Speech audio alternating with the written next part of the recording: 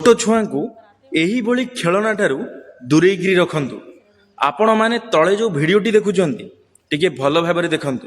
ଗୋଟିଏ ଛୋଟ ପିଲାଟିଏ ସେ ଗୋଟିଏ ସେପ୍ଟେପିନ୍କୁ ଖାଇ ଦେଇଛି, ଯାହାଦ୍ୱାରା କି ସେପ୍ଟେପିନ୍ଟି ଯାଇ ତା ଛାତି ଦେହରେ ଲାଗିଯାଇଛି। ତ ଆପଣମାନେ ଗୋଟିଏ କଥା ଚିନ୍ତା କରନ୍ତୁ, ଯଦି ଆପଣମାନଙ୍କ ପିଲା ସହିତ ଏମିତି ହେବ ତାହେଲେ ଆପଣମାନେ କ'ଣ କରିବେ? ଆପଣମାନେ ମଧ୍ୟ ଟେନସନ୍ ହୋଇଯିବେ। ତ ମୁଁ ଆପଣମାନଙ୍କୁ ସେଇ କଥା କହିବାକୁ ଚାହୁଁଛି, କେବେ ବି ହେଲେ ଛୋଟ ଛୁଆକୁ ଏମିତି ଜିନିଷ ଖେଳିବାକୁ ଦିଅନ୍ତୁ ନାହିଁ, କି ଏମିତି ଜିନିଷ ତାଙ୍କ ପାଖରେ ରଖନ୍ତୁ ନାହିଁ ଯାହାକୁ ସିଏ ପାଟିରେ ପୁରେଇବା ଆରମ୍ଭ କରିଦେବେ। କାରଣ ଆପଣମାନେ ଜାଣିଥିବେ ଛୋଟ ଛୁଆମାନେ ପ୍ରତ୍ୟେକ ଜିନିଷ ଯାହା ବି ତାଙ୍କ ହାତରେ ପଡ଼ିଥାଏ ସବୁ ଜିନିଷକୁ ସେମାନେ ପାଟିରେ ପୁରେଇବା ଆରମ୍ଭ କରିଦେଇଥାନ୍ତି। ତ ସେଥିପାଇଁ ଆପଣମାନେ ସତର୍କ ହୋଇଯାଆନ୍ତୁ, ଆଉ ଭିଡ଼ିଓଟିକୁ ଅଧିକରୁ ଅଧିକ ସେୟାର କରିଦିଅନ୍ତୁ ଯଦି କେହି ବି ଏହିଭଳି କାମ କରୁଛନ୍ତି। ଭିଡ଼ିଓଟି ଆପଣମାନଙ୍କୁ ଇନଫର୍ମେଟିଭ୍ ଲାଗିଥିବ ମୋତେ ଫଲୋ କରିଦେବେ, ଲାଇକ୍ କରିଦେବେ, ସେୟାର କରିଦେବେ। ଧନ୍ୟବାଦ। ଜୟ ଶ୍ରୀ ଜଗନ୍ନାଥ।